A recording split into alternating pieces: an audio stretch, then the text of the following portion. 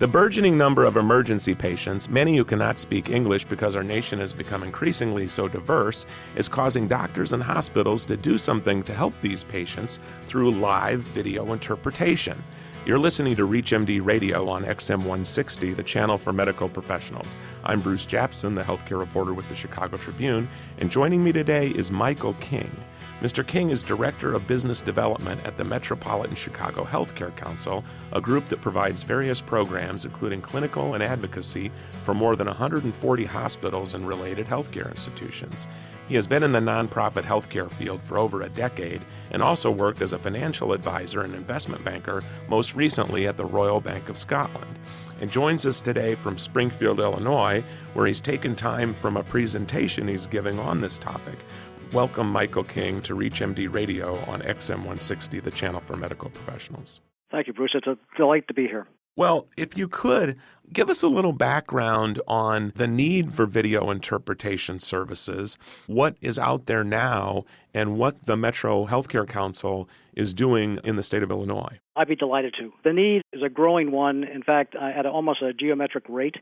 As the face and voice of the demographic in today's world changes, we have felt that there is a growing need on a clinical point of view to address that.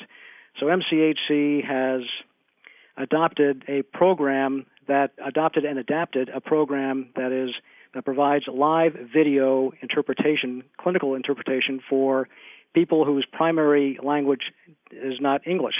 And this also includes the deaf or hard of hearing as well. In terms of alternatives available, well, there are any number from instances in which a hospital doesn't have any medical interpreters and may look to the left and right to find anyone who happens to speak Cambodian or Spanish or whatever the patient primary language is, or they'll go outside the emergency room to try to rein in somebody, to the other end of the spectrum, hospitals who have taken preventative measures and do have interpretive services on call.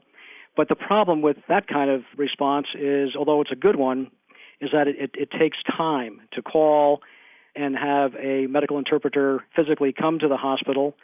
There are, in terms of cost, there's generally a 2-hour minimum for this kind of service, whereas what we're proposing is a live video payable minute by minute that's accessible generally within 60 seconds. And the interesting thing about this, too, is if you think about it, in your program, you're going to tell us a little more about, provides interpretation services in 150 languages. It would seem to me that the way a lot of hospitals are dealing with this now, and doctors, if they're hiring somebody to come in, the most folks that don't speak English would tend to be coming in for emergencies, wouldn't they not? Absolutely. And that is the problem, although there are other instances where, for example, outpatient surgery or outpatient procedures where there is a scheduled appointment, there's a need for medical interpretation as well. But the primary application of this technology is in the ED, where every second counts. And so you need to have someone who is qualified and available immediately. And with the system, walk us through how this would work. I understand there's a video monitor, and if you could just tell us a little bit about how this would work in a situation. Let's just say I'm a Polish individual and I come to the ER and I can't speak English. I can't even tell you what my problem. How simple is this for people? Actually, it's quite simple. Using Sinai as examples, Sinai Health System was our first adopter of this. They're on the west side of Chicago and serve a generally economically challenged population as well. And it is very diverse ethnically. So what would happen is, in this situation where there's a Polish individual who presents himself or herself at the ED, Sinai has a mini version of this phone. It's a small, almost handheld screen where the interpretation is available right at admitting. And then the interpretation occurs there in terms of what the individual needs, then in terms of getting all the details for payment.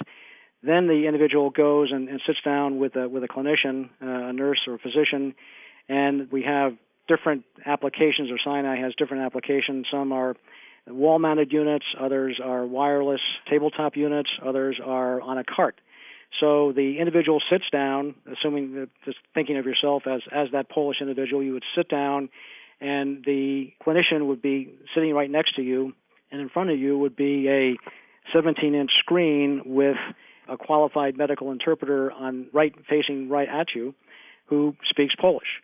And the dialogue begins between the patient and the interpreter who is interpreting Spanish for the benefit of the clinician. And the clinician asks the interpreter to translate what the individual is saying, and it's a back and forth, very simple conversation. It's kind of like what we're doing now on telephone, but there's a live screen so you actually can see the individual who's doing the interpretation for you. And if you could tell us who would do this? I mean, can a doctor set this up? Can a nurse set this up? A clerical worker? It's set up by the clinical staff. What happens with any technology that MCHC installs in a hospital, there's a training program for all clinical staff and all staff who are affected by the presentation of a patient.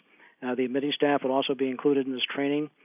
And so everybody who is trained knows how to use this technology, and it's really very simple. There's a handheld device, kind of like the device you have in your own home for turning on your TV or your DVD or whatever electronic unit you want. There's that handheld device, and you push 1 for American Sign Language, 2 for Spanish, and it's all menu-driven. And it's very simple technology, and it's also available, once again, within 60 seconds, and more often within 15 or 20 seconds.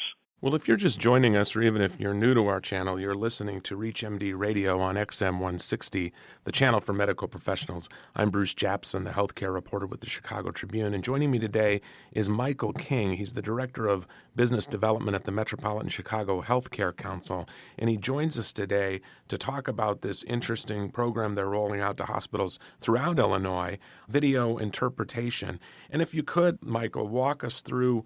There's cost savings here, is there not? And I mean, in a climate such as we're in with the recession and people looking at expenses, some hospitals might say, I don't really think I'm interested in this, but there's a lot of money potentially to be saved, not only in the way the system is set up, but also medical errors are costly. Well, they certainly are, Bruce, and I'm glad you asked that question because it is highly relevant, because there are incredible pressures on all hospitals today, even the ones with the biggest balance sheets in the United States.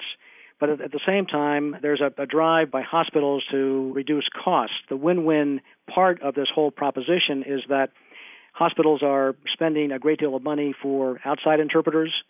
In fact, in conversations with one large academic medical center in Chicago, was spending more than $1 million on medical interpretation, and found that through the use of this Ivan technology provided by MCHC, they could cut that cost by over 65%, cut it by 2/3. So from that standpoint, just from the pure savings of substitution of one solution for another, there's a saving. Also, there's a compelling saving in terms of process improvement. Rather than have individuals spend their time trying to find a qualified interpreter, there are hospitals who just employ people to act as a liaison between the clinical staff and interpretive services.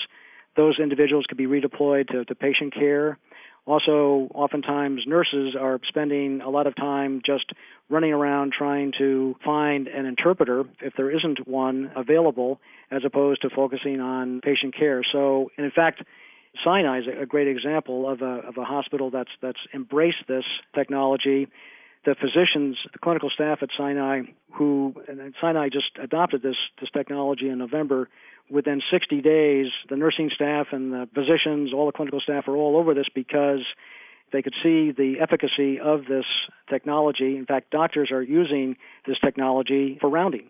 They're taking these units that are mounted on a mobile cart from room to room, and rather than have to get an interpreter to come in, they use their buddy called Ivan, and just roll Ivan from room to room. And Ivan, once again, for our listeners, is the Illinois Video Interpreter Network. And if we could, has your program, I know you're rolling it out to a lot of different hospitals, and from what I've written about it, it has gotten some traction and interest across the country.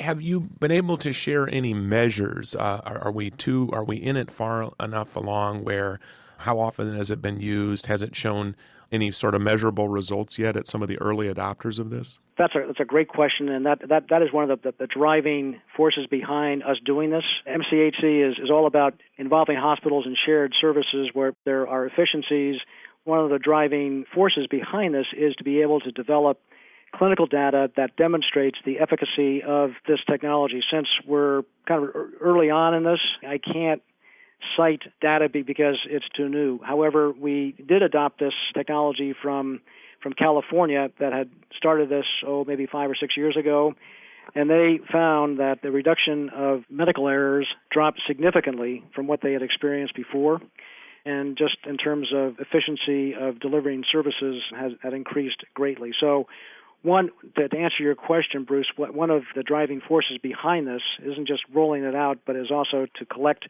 important data that we can share with our colleagues throughout the country. Could you give us an example of potentially a medical error, maybe a common one, maybe not so common, that would be avoided by having these type of video interpretation services?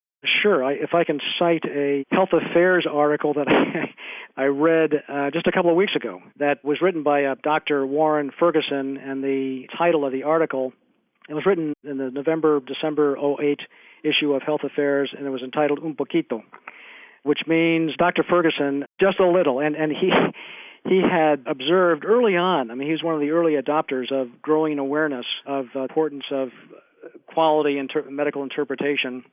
He knew a little medical Spanish. This was years ago, and he knew enough. The interpreter who was doing the interaction between the patient and himself had interpreted, rather than saying 1 teaspoon 3 times a day, was interpreting that as 1 tablespoon of amoxicillin 3 times a day. And he said, now, wait a minute, there's something wrong here with this equation. And so what Dr. Ferguson said to himself, I'm going to have to increase the quality standards of medical interpretation in my hospital. And so he developed a Speaking Together program. And this is at the University of Massachusetts Medical School for students, staff, and faculty. And he also cites in the same article a 2007 Joint Commission study, the Joint Commission of Accredited Hospitals based here in Illinois, and their quote was, patients who do not speak English are 3 times more likely than English-speaking patients to have more serious problems, longer hospital stays, more necessary testing, lower patient satisfaction, and lower quality. Well, with that, I would like to thank Michael King, who's been our guest, and we've been talking about video interpretation services. He's the Director of Business Development at the Metropolitan Chicago Healthcare Council, which is rolling out a unique program on video interpretation services, and I'd like to thank him for being our guest. I'm Bruce Japsen, the healthcare reporter at the Chicago Tribune, and you've been listening to ReachMD Radio on XM 160, the channel for medical professionals. ReachMD online, on demand, and on the air. Please visit us at reachmd.com, and I'd like to thank you today for listening.